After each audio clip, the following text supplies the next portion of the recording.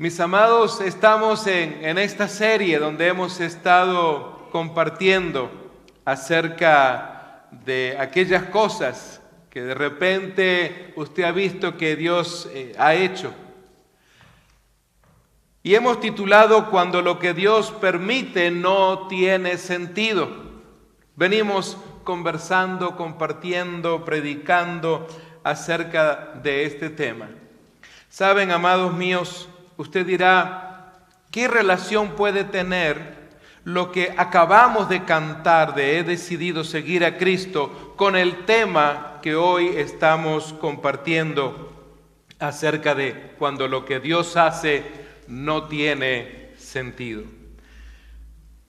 Permítame compartirle un poco el trasfondo que hay detrás de lo que usted acaba de cantar. Es muy probable que muchos de los que me están escuchando y muchos de los que estamos aquí en la casa no sepamos que justamente como consecuencia de un avivamiento grande que hubo en Gales, allá en la antigua Gran Bretaña, allá por 1841, llegaron entonces algunos misioneros que salieron de aquella isla tan grande y llegaron a muchas partes del mundo.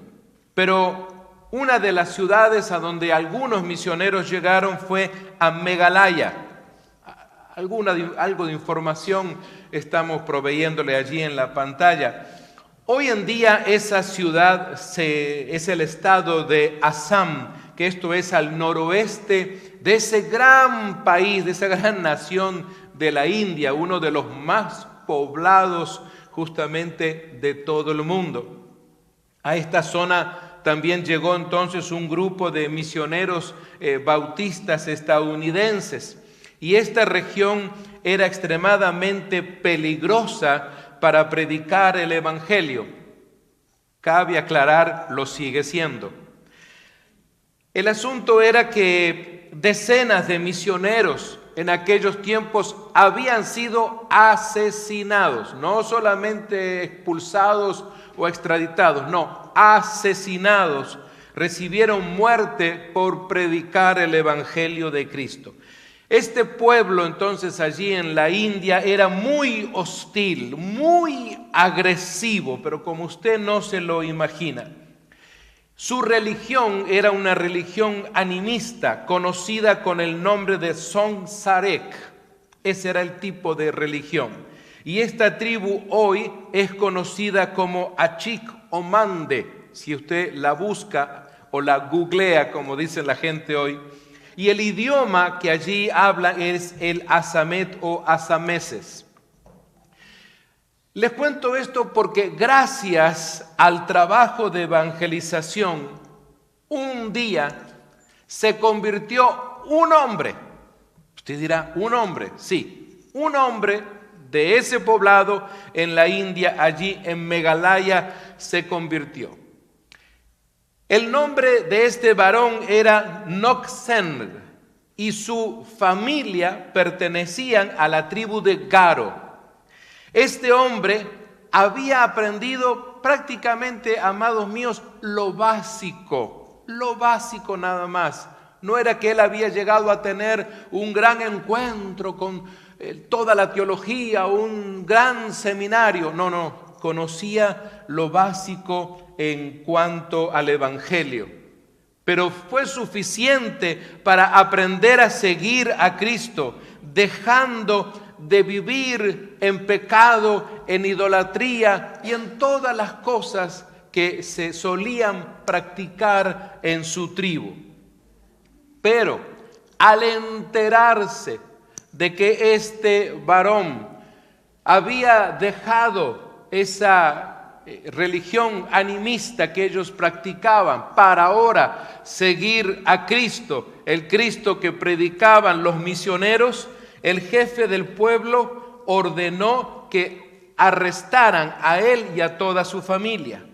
Luego reunió a toda la gente en la plaza principal de aquella aldea y le dijo a Nokseng que si no renunciaba a su fe, sus hijos serían ejecutados Y ante esto el hombre respondió, dio una respuesta que la repitió varias veces y fue lo que le dio nombre a lo que ustedes acaban de cantar, amados míos, hace un instante. Él levantó su cabeza y mirando al jefe de la tribu le dijo: he decidido seguir a Jesús, no hay vuelta atrás. En aquel idioma anasem, así fue como Nocsek se refirió hacia el jefe de la tribu. Y él dijo esto porque sabía que renunciar a su fe era volver atrás. Si él renunciaba al Cristo que había conocido, significaba volver otra vez a ese pasado animista. Significaría volver a vivir otra vez en pecado sin seguir a Jesús. Entonces, al ver su posición, el jefe de la tribu ordenó matar a los 2 hijos que tenía este varón. Allí, delante de él y de su esposa, les quitó la vida. El jefe volvió a hablarle. Imagínense ustedes, amados míos, el escenario en aquella aldea, en aquella plaza, con mucha gente, que todos tenían que llegar a esto. Obviamente, el jefe de la tribu quería darle una lección a todos, porque no sea cosa que alguien más fuera a abrazar la fe de esos misioneros blancos. Así que entonces él quería ser agresivo, quería ser contundente, quería convencer a toda su aldea que cuidado con alguno deje o abandone la religión que ellos tenían. Así que por eso entonces decidió delante de todos matar a los 2 hijos de este varón convertido a Cristo. Imagínense ustedes el cuadro, hermanos. Conforme entonces le vuelve a preguntar delante de todos, después de haber ordenado la muerte de los muchachos, el jefe volvió a hablarle y diciéndole que si no cambiaba de actitud, la que iba a morir ahora inmediatamente iba a ser su propia esposa. Y la respuesta del hombre fue: aunque nadie se una a mí, aún así lo seguiré. No hay vuelta atrás. Dijo esto porque en ese momento nadie, absolutamente ni siquiera una persona se levantó a decirle al jefe: por favor, no hagas esto. O alguien que dijera: al fin y al cabo es una situación de religión, no le ha hecho daño a nadie, no ha robado, no ha matado, es un asunto espiritual. Nadie absolutamente aquella tarde se levantó en favor de este varón Nocsén.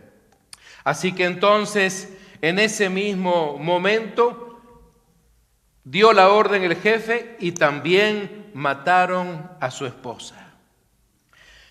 Al escuchar esto, las palabras entonces de Nocsén, el jefe enojado le exigió a Nocsén que renunciara públicamente a su fe, o que de lo contrario él sería el que se enfrentaría a la muerte. Tocado por el Espíritu Santo, Nocsén respondió y una vez más en su propio idioma dijo: he decidido seguir a Cristo, no hay vuelta atrás, no hay vuelta atrás. El jefe pidió entonces por última vez negar su fe y le dijo: Nocsén, te voy a dar una última oportunidad más. Claro, el jefe se sentía un poco amedrentado, porque él dice: caramba, le acabo de matar a los hijos, le acabo de dar muerte a su esposa, pero y este todavía no niega su nueva fe, no renuncia a lo que él dice creer. Y estaba mucha gente esperando a ver qué sucedía.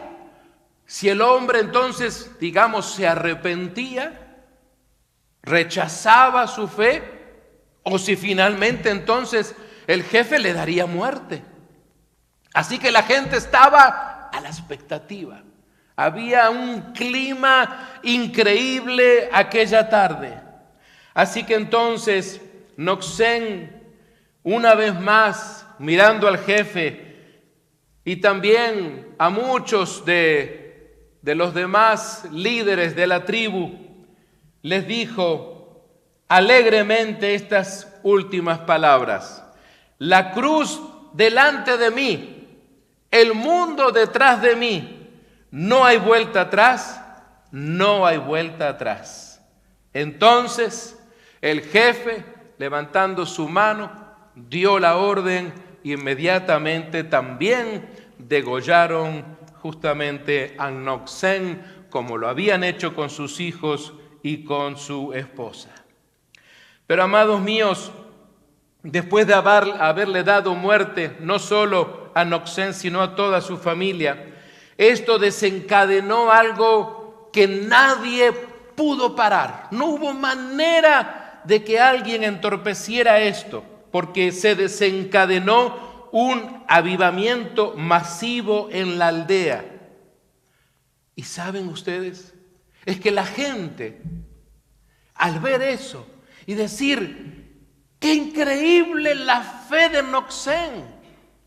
Fue capaz de perseverar, es tan fuerte, es una fe que nosotros no conocíamos, decían muchos de los aldeanos, que eran obviamente animistas. ¡Qué fe tan fuerte la de nuestro hermano, nuestro compatriota aquí en la tribu, que ha decidido entonces perder a su familia y perder él mismo su vida por seguir entonces la fe de este a quien llaman el Cristo, el Redentor, el Salvador? El avivamiento entonces comenzó y la gente entonces comenzaba a buscar de Dios. Querían escuchar más, que alguien les hablara, porque Noxén ya no lo podía hacer, él estaba muerto y toda su familia. Alguien tenía que comenzar entonces a hablarle a toda esta aldea que ahora estaban buscando a Dios, porque se habían dado cuenta que a pesar de las amenazas del líder principal, del jefe, y a pesar de que les quitó la vida, sin embargo, Noxén nunca negó a Cristo, sino por lo contrario repetía una y otra vez: he decidido seguir a Cristo y no vuelvo atrás. Así que entonces sucedió algo muy contundente, muy fuerte en las próximas noches después de la muerte de Noxén, en donde justamente el propio jefe de la tribu fue visitado por el Espíritu Santo. Se quebrantó de tal manera, después de reflexionar, de pensar en lo que él había hecho, que el mismo Espíritu Santo lo redarguyó. Se arrepintió verdaderamente. Era algo que solamente, amados míos, lo podemos acreditar a la labor del Espíritu Santo de Dios. No llegó ningún misionero allí a su aldea o allí a su casa a hablarle, no. Fue un momento a solas en que el Espíritu Santo visitó a este jefe de la tribu. El Espíritu Santo le tocó y espontáneamente confesó y dijo: yo también pertenezco a Cristo. Cuando los aldeanos reunidos escucharon a su jefe confesar su fe en Jesucristo, toda la aldea aceptó a Cristo como su Señor y Salvador. Este evento desencadenó un gran avivamiento espiritual en aquel lugar, que luego dio apertura a que los misioneros pudieran entonces llegar con total libertad. ¿Sabe por qué tuvo tal vez que pasar esto? Porque alguien dirá, conforme iban, digamos, muriendo los hijos de Noxén, alguien diría: pero realmente tiene sentido esto. No tiene sentido, podría haber dicho alguien, que un hombre prefiera la muerte de sus hijos por seguir a Cristo, o prefiera la muerte de su esposa, la muerte de toda su familia, de sí mismo, por seguir a Cristo. Tal vez alguien dirá: no tiene sentido que algo así ocurriera para este hombre. Pero fíjense en ustedes que cuando nosotros hoy en día somos testigos de esta historia o la podemos leer. Seguramente aquellas personas que estaban aquella tarde en aquella plaza, ellos no sabían en absoluto todo lo que vendría luego, que luego llegaría un misionero, que se enteraría de la historia, que escribiría un himno, que alguien llegaría a abrir la escuela dominical en aquella aldea. Esas cosas no se sabían, no se estaban pensando. La plantación de iglesias que se llevó años después, esas cosas nadie las estaba contemplando en ese instante. Usted y yo lo tenemos porque lo podemos leer. Entonces, esto nos habla de que a veces suceden cosas en nuestra vida y en ese instante que están pasando, no podemos decir, en este instante está pasando esto porque la semana que viene o el mes que viene o el año que viene van a pasar todas estas cosas en función de lo que a mí me está pasando. La verdad que no. Honestamente, no actuamos así. En el momento que está sucediendo algo, es un momento de estrés, es un momento de tensión, es un momento tal vez difícil, pero no estamos diciendo, gracias Señor, porque yo sé que algo grande aquí viene y va a pasar esto y se van a abrir iglesias. No, la verdad que no es así. Pero la realidad es que Dios trabaja de maneras en que nosotros muchas veces no entendemos, amados míos. Porque ustedes recordarán, yo les he dicho desde este púlpito, queremos entender con una mente humana, entender a Dios con una mente divina. Ahí es donde muchas veces fracasamos, tenemos esos choques fuertes para entender justamente las cosas que nos pasan, porque queremos entenderlo a nuestra manera. Qué interesante es que hoy, hace ya 183 años, que se sigue cantando como usted y yo lo acabamos de hacer, he decidido seguir a Cristo. Y mis amados, creo que muchos de los que estamos acá, tal vez no sabíamos la historia de Nok-Sen. Él no lo escribió el himno. Él fue, digamos, permítame decirlo así, el protagonista que vivió todo eso. Y alguien recibió inspiración de eso para escribir.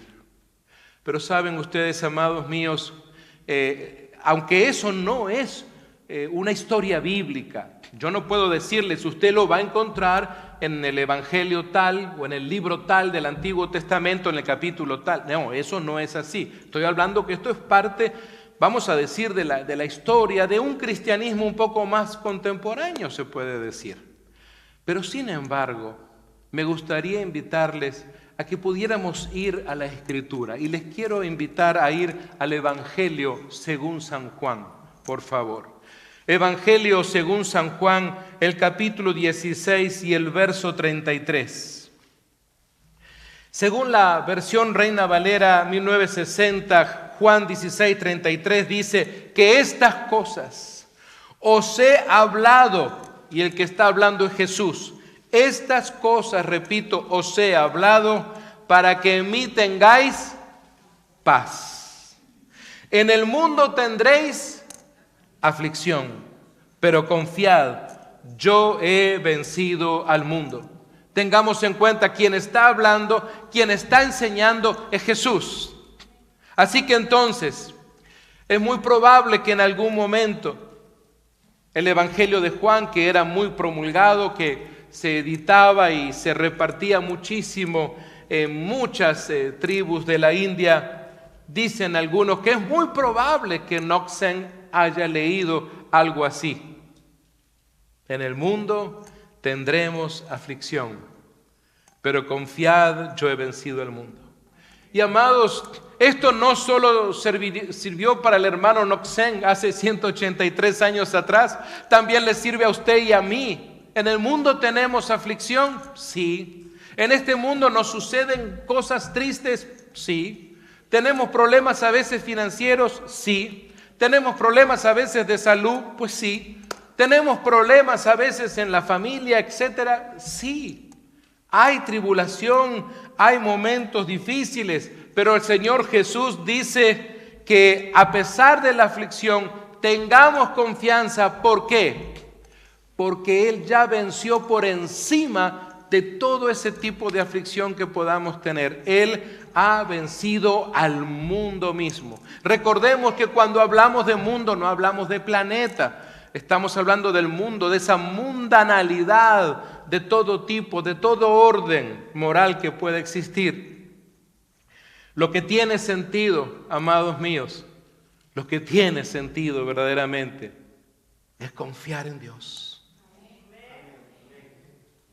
A pesar de las aflicciones, a pesar de los problemas que tienes con tus hijos, a pesar de los problemas que puedas tener con tu cónyuge, con tu trabajo, con tu salud. ¿Sabes? Alguien que también un día escribió para ayudarnos mucho es el apóstol Pablo. Él entonces desde la cárcel envía una carta a un grupo de creyentes que se reunían en una ciudad llamada Filipos. Y entonces aquellos creyentes los conocemos en el Nuevo Testamento como la carta a los filipenses. Por favor, busca en tu Biblia Filipenses capítulo 1, versículo 21. Noten ustedes que allí dice, con pocas palabras, así como Noxén dijo un día, he decidido seguir a Cristo, no vuelvo atrás. Pablo entonces, mucho tiempo antes, ya en la era del primer siglo, el año 60, dijo, porque para mí el vivir es Cristo y el morir es ganancia. Y así fue para Noxén también y toda su familia. Más adelante, el mismo libro de Filipenses, la misma carta, capítulo 13 y versículos 13 y 14, dice, hermanos, yo mismo no pretendo haberlo ya alcanzado, pero una cosa hago, dice Pablo, olvidando ciertamente lo que quedó atrás y extendiéndome a lo que está adelante. Y agrega, prosigo a la meta, al premio del supremo llamamiento de Dios en Cristo Jesús. Así como Noxén jamás supo que su vida, su testimonio iba a servir para que se escribiera uno de los himnos más cantados por la iglesia cristiana, Pablo, cuando escribía sus cartas, no era que lo hacía pensando, bueno, millones y millones de cristianos leerán mis cartas, porque él se las enviaba a determinadas ciudades y punto. Pero sin embargo, han pasado los siglos y toda la comunidad cristiana en todo el planeta, en diversos idiomas, en centenares ya de idiomas, leen las cartas de Pablo como usted y yo este día. Y amados míos, en el versículo 14 dice Pablo, prosigo a la meta. De eso se trata. ¿Está hablando alguien que tenía aflicciones? Sí, y en gran cantidad. ¿Tribulaciones? Sí. Se intentó darle muerte varias veces. Sin embargo, él dice, prosigo a la meta. Porque para él había un premio, pero no era el premio que usted ve, esas copas o esos regalos que le dan a los que ganan alguna que otra contienda deportiva. Él decía, el supremo llamamiento de Dios en Cristo Jesús. De eso se trata, amados míos, que nos enfoquemos en el llamamiento de Dios a nuestras vidas. Tal vez usted dirá, pero pastor, si usted supiera el problema que estoy teniendo, si usted supiera la situación difícil que estoy pasando, mira, a pesar de esos problemas, sin embargo, todos tus problemas juntos no superan ese llamamiento de Dios, no lo superan. El llamamiento de Dios sigue siendo superior, sigue siendo aún más grande. Aún sigue valiendo, aún mucho, pero mucho más la pena obedecer el llamamiento de Dios que quedarnos allí nadando en las aguas profundas de la tristeza, de la tribulación, de los problemas. Porque Dios nos invita entonces a entender su palabra. Él nos dice que ha vencido al mundo. Entonces tenemos a un Cristo que ha vencido al mundo. No tenemos por qué amedrentarnos en lo absoluto, a pesar de las situaciones que podamos estar viviendo en este momento. Para Pablo lo que tenía sentido era proseguir a la meta. Seguramente muchos soldados se preguntaban, pero este hombre, ¿qué necesidad tiene de estar pasando todo esto? El mismo Herodes y tantos otros, seguramente. Sabe, a veces nosotros en la vida estamos como argumentando tantas cosas. Cualquier detalle que nos pasa viene a mi mente, seguramente por ahí van a ver algo. Un amigo mío un día estaba argumentando contra un oficial que le estaba haciendo una multa por alta velocidad. Y mi amigo argumentaba y le hablaba y le explicaba muchas cosas por las cuales él había presionado con su pie el acelerador y por eso su vehículo iba a tan alta velocidad. Y él seguía argumentando, tratando de justificar que había roto una ley de tránsito muy importante que no es sobrepasar determinada velocidad. Sin embargo, de igual manera, el oficial de policía seguía escribiendo. Le escuchaba, pero él seguía escribiendo. Mi amigo se esforzaba por argumentar aún más, esperando que en algún momento el oficial parara de escribir y le prestara atención. Pero el oficial no hacía nada de eso. Él estaba tranquilo, con su material en la mano, su bolígrafo, y seguía llenando. Ya le había solicitado su permiso de conducir, ya le había solicitado el papel de la aseguranza, así que ahora con esos datos seguía escribiendo. Y mi amigo como que no se cansaba entonces de argumentar. Pero amados míos, sin embargo, tenemos que entender que por sobre todos los argumentos entonces que nosotros tengamos, a veces nos parecen que esas son las cosas más trágicas de la vida. Pensemos entonces que somos nosotros muchas veces los que damos pasos o tomamos decisiones que obviamente nos van a costar, claro que sí. Pero sabes, así como aquel oficial seguía adelante en su trabajo, hay veces en que nos ponemos a argumentar y argumentamos cosas a Dios. Pero si yo soy bueno, ¿por qué pasa esto? Pero si yo voy a la iglesia todos los domingos, ¿por qué pasa esto? Pero si yo soy bueno y soy esto y soy lo otro. Sin embargo, amados míos, así como aquel hombre Noxec, que era muy bueno, sin embargo, las cosas transcurrieron para que se llevara a cabo lo que tenía que suceder. Es interesante que nunca argumentó.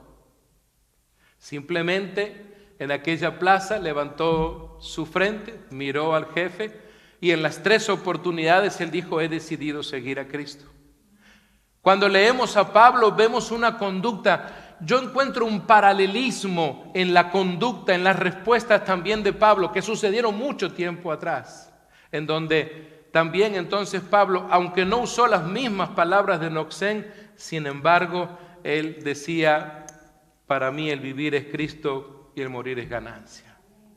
A veces parece que nos ahogamos en un vaso de agua por una mínima de tragedia, ¿no? Hasta por un ticket, ¿no? Y nos amargamos toda la semana. Pero amados míos, el apóstol Lucas, inspirado por el Espíritu Santo y también por aquellos relatos que Pedro compartía con Lucas en el capítulo 6 y verso 22 de su evangelio, él tomó las palabras de Jesús y dice Jesús: bienaventurados seréis cuando los hombres os aborrezcan y cuando os aparten de sí y os vituperen y desechen vuestro nombre como malo por causa del Hijo del Hombre. bienaventurados somos. Felices somos a pesar entonces de las pruebas. Y amados míos, realmente dudo que en esta casa pueda haber una persona que me diga que alguna vez fue aborrecida así fuertemente como sucedió en este país de la India. Es cierto que todavía el aborrecimiento sigue existiendo. Muchos o varios de los que el día de ayer fuimos a Skid Row, lo sentimos así. No todo el mundo aceptó nuestra oración, varios sí lo aceptaron, pero hubo personas que me dijeron, no, gracias, no, puedes irte, deja tu sándwich ahí, deja lo que me has traído, déjalo por ahí, ve, sigue tu camino. Es normal eso. No tenemos que sorprendernos de que hay personas que rechacen el Evangelio. Aunque uno dirá, pero estando en esa condición, rechazan que vengamos a bendecirles, que vengamos a hablarles del amor de Dios. Pues sí, esa es la realidad. Y hermanos amados, a pesar de que te aborrezcan o que te abandonen o que te humillen por causa de Jesús, recuerda que a pesar de todo eso, eres bienaventurado y bienaventurada en Dios. Amados míos, tú créele a Dios y prosigue a la meta sin argumentos y sin cuestionamientos acerca de si tiene o no tiene sentido lo que te está pasando. Tú prosigue a la meta. No pierdas tu tiempo en dilemas, en argumentación. ¿Sabes? Un caso que nos ayuda mucho a entender un poco más este tema de cuando lo que Dios hace tal vez no tiene sentido, aparece en el capítulo 6 de Daniel. Si tú quieres buscarlo en tu Biblia, el capítulo 6 de Daniel, y hay todo un relato de 24 versículos.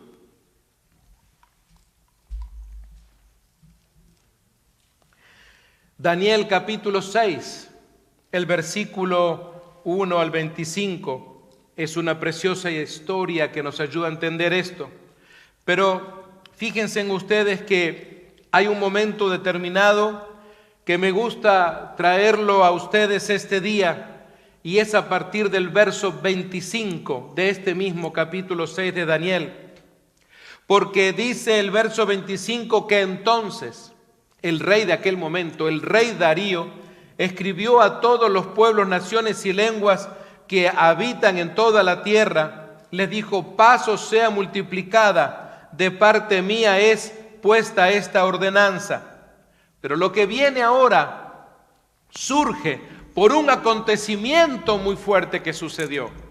Porque Daniel había sido echado en un pozo grande, con leones hambrientos, que supuestamente al día siguiente, cuando el rey Darío fue a ver, y muchos de sus sátrapas pensarían, bueno, no encontraremos nada. De Daniel, algún que otro hueso.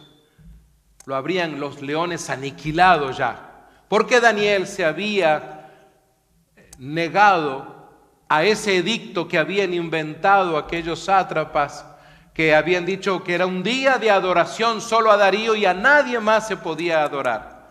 Pero Daniel, él seguía adelante y cada día 3 veces inclinó su rostro, se arrodilló y, enfocado hacia Jerusalén a la distancia desde aquellas tierras tan lejanas de Babilonia, él entonces oraba y clamaba a Dios. Y por hacer eso fue que lo denunciaron. Y como se había sacado el edicto, entonces Daniel terminó en la fosa de los leones. Amados míos, tal vez Daniel hubiera podido decir: pero ¿por qué me está pasando esto? Yo soy un hombre joven, fiel a Dios. Estoy aquí en Babilonia, estoy aquí extraditado en un lugar que no es mi país, como un extranjero, obligado a vivir aquí. Sin embargo, busco a Dios y comparto con quienes puedo también había llegado a ser un líder también en medio de aquel país pagano. Y él podía haber argumentado contra Dios y haber dicho, pero si yo soy tan fiel, ¿por qué permite Dios que me arrojen a un pozo donde los leones seguramente me van a quitar la vida? ¿Qué puede hacer un hombre contra decenas de leones hambrientos? Nada. Sin embargo, al otro día, ni un rasguño tenía Daniel. Ni un solo león le había hecho absolutamente nada. ¿Y qué sucede? También algo que sucedió es como una especie de avivamiento, así como sucedió en aquella tribu de los Garo, allá en la India. Algo así sucedió justamente, porque lo que yo les estoy leyendo es cuando el rey Darío, conmocionado de ver de que Dios había guardado a Daniel, lo saca del pozo completamente íntegro. Ni una de sus prendas había sido desgarrada, ningún león ni siquiera se le acercó. Entonces, ahí fue donde Darío hizo algo, así como pasó con aquel jefe de aquella tribu en la India. Dijo Darío: paz os sea multiplicada, de parte mía es puesta esta ordenanza. Miren ustedes, que en todo el dominio de mi reino todos teman y tiemblen ante la presencia del Dios de Daniel. Porque Él es el Dios viviente y permanece por todos los siglos, y su reino no será jamás destruido, y su dominio perdurará hasta el fin. Interesante. Un rey pagano le dio nombre a otro himno, el Dios viviente. Qué interesante. Y esa frase, un Dios, un hombre pagano, hermanos míos, como Darío dijo después: Él salva y libra y hace señales y maravillas en el cielo y en la tierra.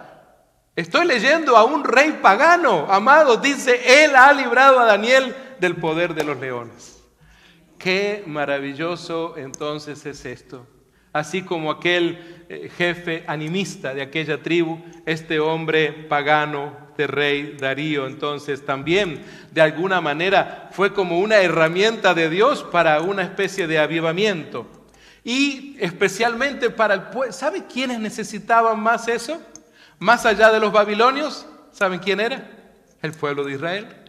Ellos mismos necesitaban algo así, porque ellos estaban ya por mucho tiempo, eran casi 60 años en Babilonia. Es toda una generación. Es más, los hijos de los israelitas nacidos en Babilonia, ya algunos como que escuchaban a sus papás o a sus abuelitos, pero ellos no tenían una experiencia con Dios.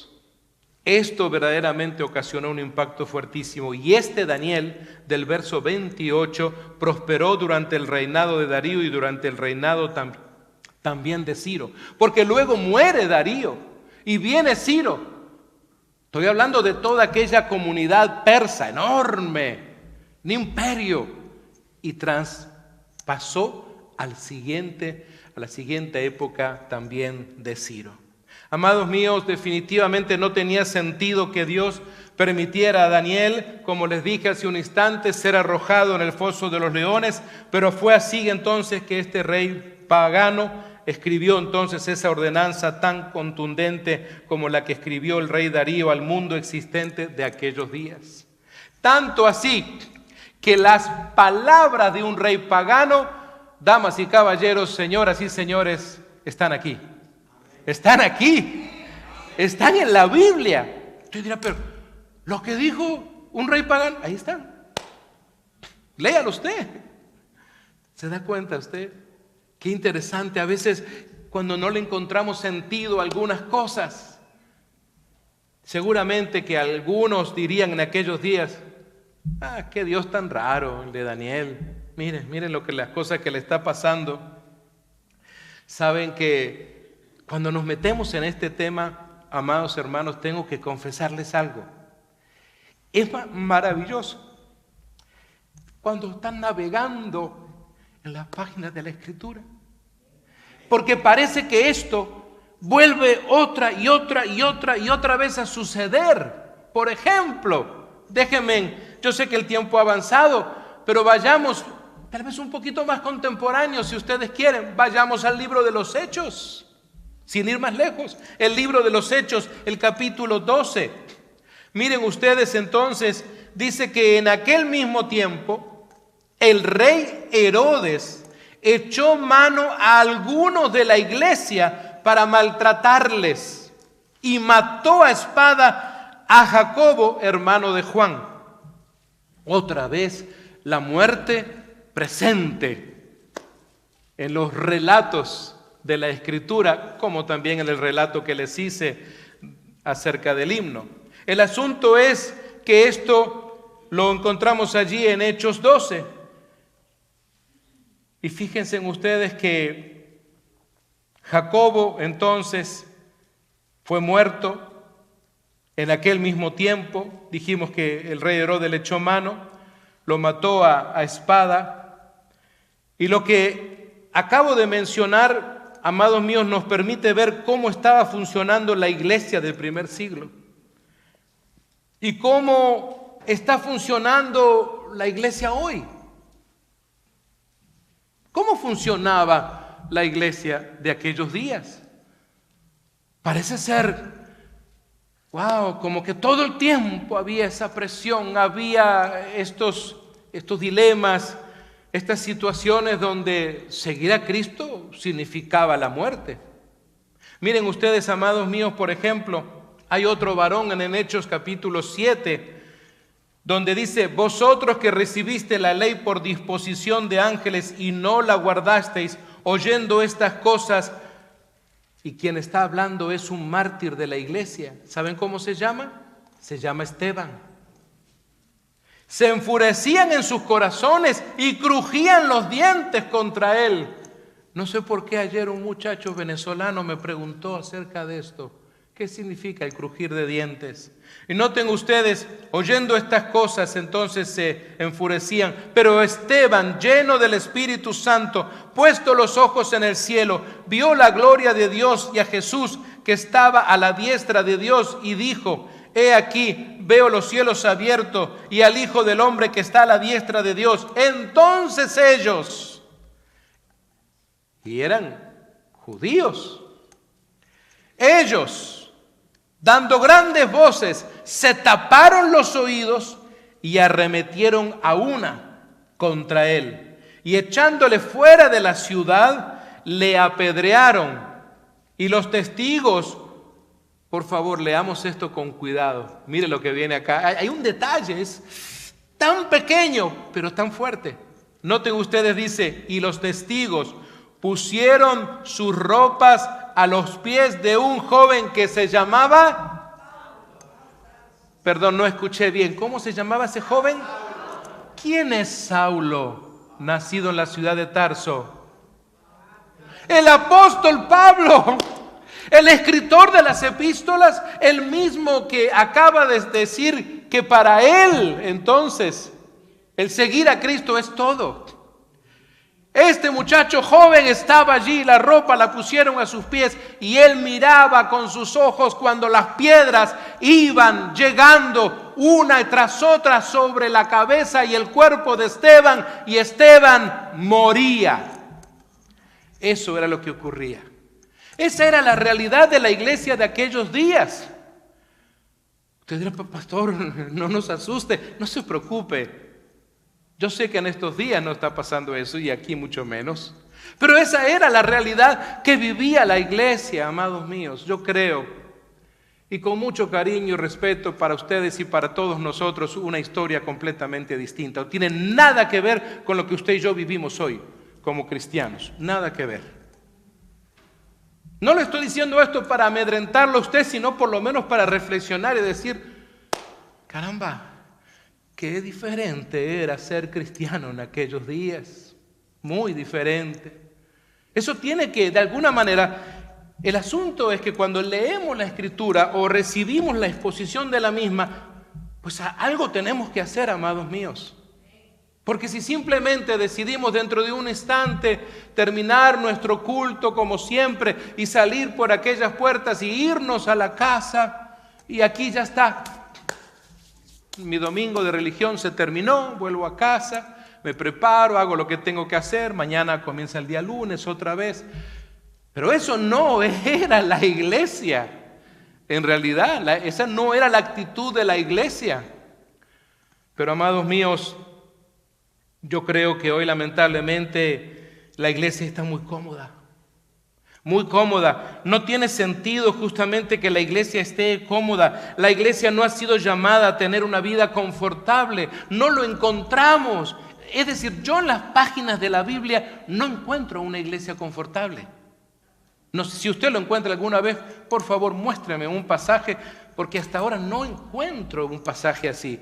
Ni siquiera en la historia o las narrativas, como leímos del caso de la India, de este himno precioso, donde tampoco era confortable estar en la iglesia porque estaba en riesgo la vida. Y saben, amados míos, no solamente la iglesia está muy cómoda, la iglesia también está muy distraída. Con tanto que tenemos que hacer por delante, no tiene sentido también una distracción. Y amados míos, simplemente a manera de reflexión, no es que pretendo enojarlos, insultarles, hacerlos sentir mal, pero tenemos que pensar en esto. Cuando tú recibes, y cualquiera de los que me están escuchando, la invitación de un líder, de un pastor, de quien sea de la iglesia, y dice: hermanos, pues hay esta oportunidad y vamos a hacer esto. Hoy, ¿qué sucede en la iglesia? ¿Cuánta gente hay que reacciona? ¿Qué encontramos? Aquel argumento al policía, ¿verdad? Tengo que hacer esto, tengo que hacer lo otro, tengo que hacer esto acá, tengo muchas cosas, soy una mujer muy ocupada, soy un hombre muy ocupado, yo no puedo hacer esto, no puedo hacer aquello. El día de ayer, por ejemplo, vimos algunas iglesias representadas, sí, haciendo la labor, pero muy poquito, muy poquito. Encontré a un coreano con un speaker que lo llevaba a un lado y así iba predicando, caminando por las calles. Los hermanos que están acá lo vieron. Y él, coreano, nacido a las afueras de Seúl, porque conversé un ratito con él, repartía una hojita en inglés de un lado y en español del otro y se la daba a la gente. Un coreano caminando por Skid Row. ¿Tiene sentido eso? Está raro, ¿verdad? Y así otras cosas que vimos. Amados míos, piensa, ¿te sientes cómodo como cristiana? ¿Te sientes confortable? Si es así, estás en un problema grave, gravísimo. No hay nada peor que nos pueda pasar cuando nos sentimos confortables. ¿Por qué? Usted dirá: no, pero pastor, si estoy bien, mire, ya me bauticé y yo diezmo y yo soy miembro. No. Que no se trata de eso. Cuando estoy confortable, el asunto es que he entrado en lo que se llama religiosidad y me convierto en un cristiano o una cristiana religiosa. Ese es el punto. Viene ahora la celebración mundial, sí, es cierto, de Semana Santa. Vamos a celebrar la crucifixión del Señor Jesús el viernes 29. El sábado 30 vamos a subir a la cruz, el domingo tenemos el servicio de resurrección. Y yo me pregunto, ¿cuántos cristianos y cristianas serán capaces de invitar a alguien, tan siquiera una invitación, traerle a la iglesia para un acontecimiento así? Ya que muchas veces las personas suelen estar, permítame decirlo así, un poquito más predispuestos a escuchar de la palabra. Tal vez el hecho de no hacerlo va a reflejar que tú eres parte de la iglesia confortable de este tiempo. En este último minuto que me queda, amados, de veras, y le digo a todos los que están allí en las redes sociales, porque seguramente usted que me está escuchando es muy probable que pertenezca a este tipo de nueva religión cristiana de la iglesia confortable. Y yo sé que mis hermanos no me van a apedrear allí en el patio de la iglesia, porque yo sé que a pesar de todo me aman. Con tanto que tenemos que hacer por delante, no tiene sentido tal vez nuestra distracción. La iglesia y los creyentes deben saber que seguir a Cristo traerá consecuencias, es cierto. Tal vez vas a perder popularidad, jóvenes. Tal vez vas a dejar de ser muy popular en la escuela porque estás hablando de Cristo. Perderás a algunos amigos en tu trabajo porque les estás hablando de Cristo y te digan, ya no quiero saber más nada, me tienes cansado de tu Cristo. Es probable. ¿Cuál es el problema? ¿Te afecta? ¿Te aflige eso? Recuerda que Cristo ya venció al mundo. Cristo ya venció al mundo. Simplemente se trata, como dijo el autor del himno, como dice el himno mismo, he decidido seguir a Cristo, ya no vuelvo atrás. Muchas veces cuando nos resistimos a esto sería como volver atrás. Mis hermanos y amadas hermanas también, jóvenes, esto es serio, por nada del mundo, por nada del mundo.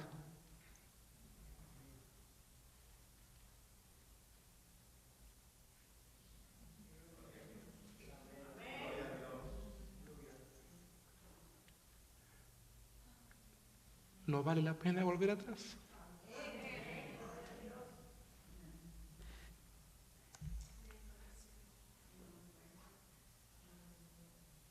No vale la pena.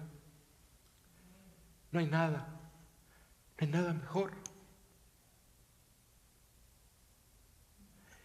Ni todo el dinero del mundo, ni tu sueño americano.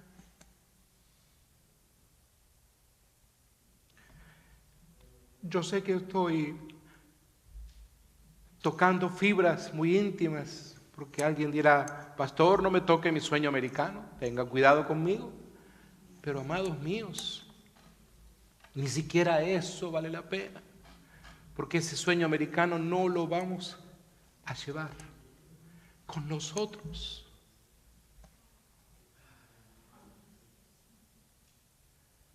En